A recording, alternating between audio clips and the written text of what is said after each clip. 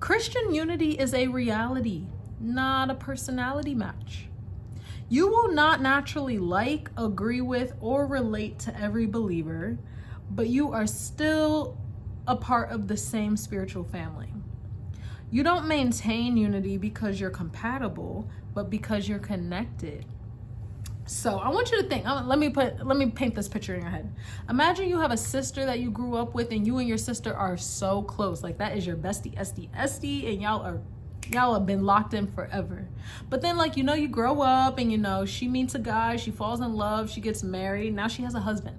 She has a husband and you're really not a big fan of her husband.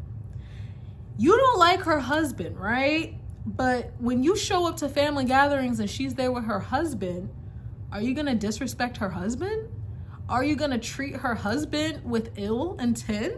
Are you gonna be mean to her husband openly? Are you gonna be passive aggressive? Because not only would you be offending him, you'd be offending your sister, and that would probably cause a ripple in your relationship with your sister. Because she's like, at the end of the day, this is my husband now.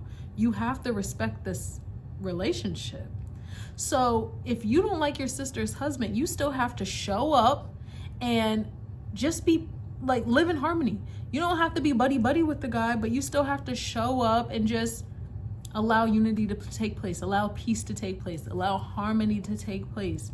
You don't have to ask him a million questions to try to get to know the guy, but you just need to, for your sister's sake, you want to maintain peace in that relationship because you don't want anyone to be uncomfortable just because you don't like him. It's the same thing here. We got other believers we don't necessarily like, we don't agree with, we don't X, Y, and Z. But for the sake of our Father in heaven, because we share the same Father, we still have that same connection. We still have to maintain unity, some decorum, some couth, if you will, okay? Let's move on to the next lesson. How you treat believers reflects how you understand salvation. Holding grudges, gossiping, avoiding people, or competing spiritually means you're forgetting what God showed us. You're forgetting that God showed us mercy first, okay? So that looks like if you're in the same church or whatever, and you see this girl walk in and she got on an outfit that you just think is so scandalous, that looks like you gossiping to another sister in the church about this woman. That's not promoting unity, and that's rude to treat another member of the body like that.